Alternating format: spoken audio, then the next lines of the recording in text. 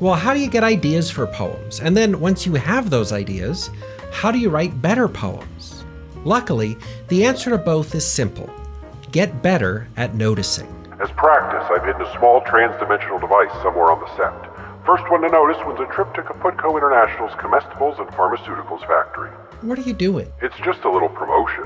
For good noticing, I'm just trying to help. Help or distract? One person's help is another person's distraction. More specifically, distracting you helps me. Now, what was that you were saying about poems? I don't actually know. I've lost it. But hey, here's a fun activity. Let's imagine I asked you to write a poem about a summer from your childhood. What would you write about? If you're like a lot of the students I've had before, I bet I already know that your poem would likely include such delightfully estival stuff as green lawns, bicycles, water, whether in the form of pools or sprinklers, ice pops, and blue skies. But if a poem is going to be of service, if it's going to refresh a reader's view of the world, if it's going to make a contribution, it can't just say things that any other poem could say. Almost anyone who had a suburban American childhood could write the bicycle ice pop swimming pool poem. And beyond that, a lot of people who didn't could still write one. And that's the problem. As Ted Kooser describes, when I was beginning to write, Robert Bly once criticized a poem of mine saying, "You're just making this up." He meant that I'd created the scene and experience from my imagination, sitting in my comfortable chair under my floor lamp. What I'd put there were the predictable things, the kinds of details the imagination finds easily. Bly was encouraging me to write from life, to go out and actually experience something and then write about that while its particular and unique detail was fresh in mind. So this is our goal today, to train up your noticing skills so that you can write real poems from your experiences, rather than just generalized, kind of obvious poem-adjacent things that anyone could write. And don't forget, try to notice that small trans-dimensional device hidden somewhere on set. Sure, that too. But when it comes to fine-tuned noticing, I always think first of the poet Kay Ryan. Whenever I read her work, I'm always dazzled by the way that she can draw insight out of the kinds of details that I tend to glide right past. In the poem Paired Things, which is linked below as always, Ryan has noticed the odd pairing of birds' wings and birds' legs. Who had only seen wings, could extrapolate the skinny sticks of things birds use for land, she asks. And the conclusion of the poem gives us a potential clue about where Ryan maybe found inspiration, in the images of a broad-winged raven of despair, landing only to go bandy-legged upon the ground, a common crow. Now, we can't know for sure, but it's reasonable that Ryan was watching a raven fly through the air, ominous and masterful, only to land and transition to looking like a clumsy goofball on foot. Kay Ryan was paying attention. She noticed something. And that was the seed of a poem. Then, the poem that she wrote carefully directs the reader's attention to specific details, the skinny sticks and tiny forks, so that they too will notice the strange incongruity of those wings and legs. So really today we're talking about noticing in two ways. First, noticing as a means of finding inspiration, and second, noticing as a technique for improving your writing once you've started. Now, if we were in class together, this is where I'd give you about a half hour to wander around outside the classroom and take notes of the various things you've noticed. Since we're not, though, maybe just take a moment to think about where you're most likely to notice things. Now, some of my best noticing happens when I'm driving or walking, and that's probably because there's nothing besides moving forward to occupy my mind, so I'm free to take everything else in. For example, I once drove behind a garbage truck that was leaking garbage liquid onto the highway, which atomized when it hit the pavement and then caught the morning light to make a beautiful garbage rainbow. Or the other day, I saw an American goldfinch sitting on a thistle and a bumblebee buried up to its third stripe in a column of pink wildflowers. Or there was that time that I accidentally kicked a frozen dandelion and its head snapped clean off. It's all raw material for poetry. But be sure to really notice things. Whenever I've been to a stage show, I've usually ended up spending more time watching the conductor in the orchestra pit or the extras in the corner than the actual main event. And you can take that strategy with you wherever you go. Sure, you could notice the sweeping view from the top of a mountain, but anyone could notice that. What could only you notice? Who else but you heard the call of a killdeer and was transported back to the bird who built a nest in your backyard when you were 5? Now, I would tell you to look for things that are likely to be overlooked, but that comes with its own difficulties. I've read more than one poem about, for example, the noble bolt on the underside of the bench that resolutely holds up whoever's sitting there without ever being thanked. The goal is not to become the prophet of the overlooked.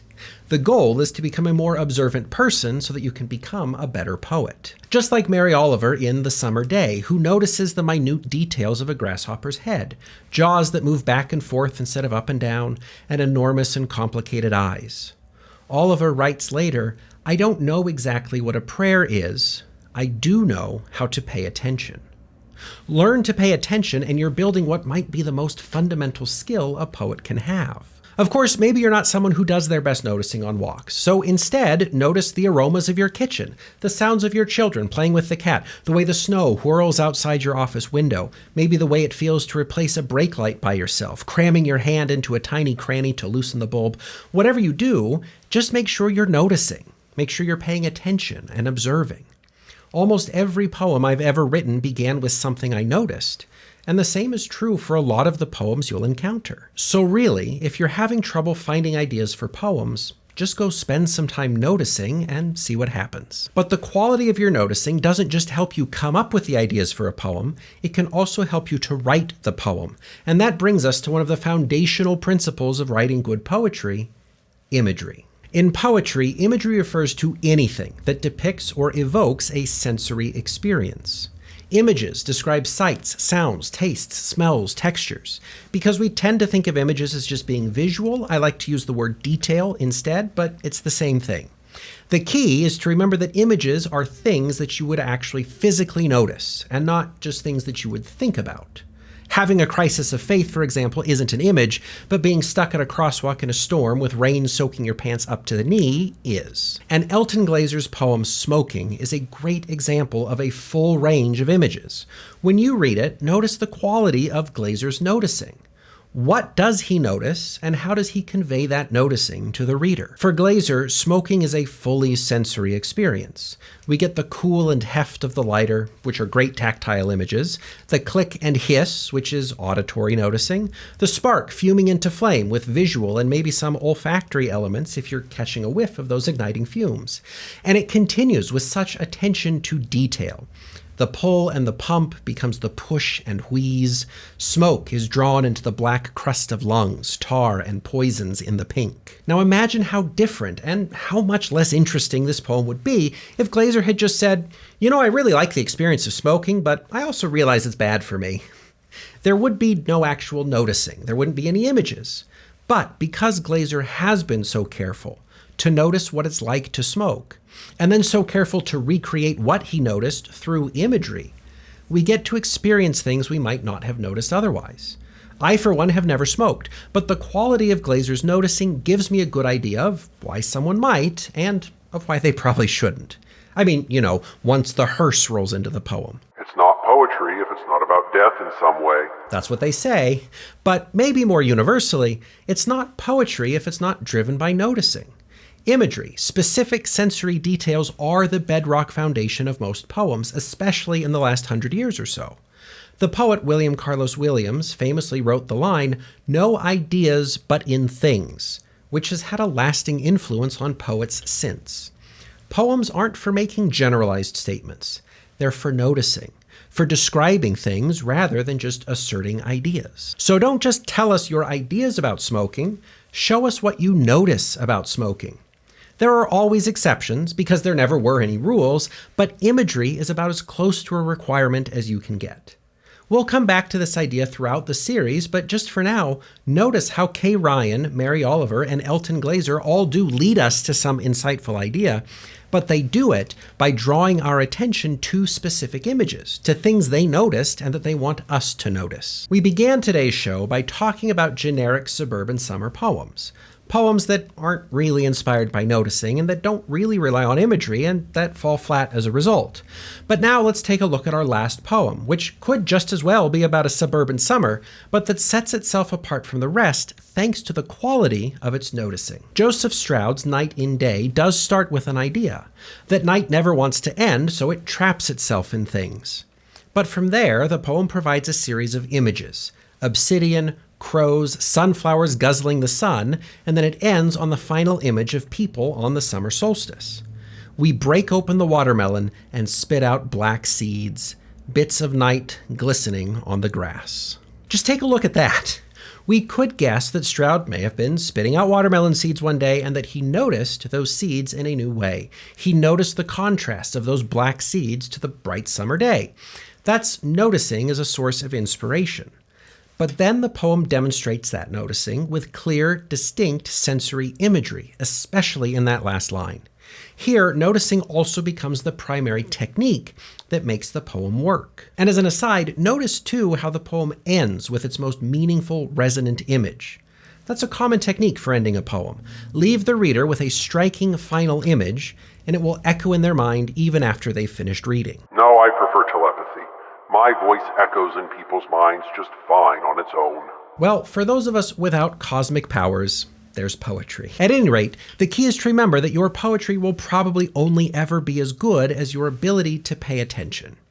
But before you despair, remember that paying attention is a skill, so you can improve that skill with practice. There have been times in my life when I've kept a little notebook and I wrote down one poetic thing I noticed every day. Other times I've sat down and just tried to describe something in front of me with as much detail as possible. Most often, though, like I said before, I just go out and look, listen, and observe. However you do it, the goal is to notice, really notice what's going on, so that you can get beyond the obvious. Pay attention, maybe especially in places where other people might not be, and you'll find all kinds of ideas for your poems. Then, discipline your writing with rigorous noticing. Don't just tell us about what you noticed in general, and don't just give us ideas. Fill your poems with things, with sights, sounds, smells, and more. Imagery is essential to poetry, and good specific details will do more to elevate your writing than just about anything else. That's how you can be sure that you're writing poems only you can write. Poems that actually contribute something new to our shared experience, and not just yet another generic verse with ice pops and ball caps. But before we quit, I guess we should check in on the Kaput Co. Factory Tour contest. So, do we have a winner? Strange. Looks like nobody's even called in. Yeah, so, where is the device? What do you mean? It's right there. It's like it's not even hidden at all. Yeah, I'm not seeing it, bud. Oh, yeah. I always forget that human eyes can't perceive intercosmic flux radiation. Oh well. Better luck next time. Wow, great contribution, as always. Oh, please. This show wouldn't exist without me, and you know it. No, I do. Well, since we can't announce any contest winners, I guess all I can do is send you off with a charge to pay closer attention to the world around you. As a bonus, I've had lots of students say that the practice of paying closer attention has actually helped them to appreciate their surroundings and feel better about their situations. Anecdotally anyway, paying attention could make you a happier person, but even if not, it almost certainly will make you a better poet. So thanks for watching, go notice some stuff, and we'll be back soon to expand your poetic toolset even further.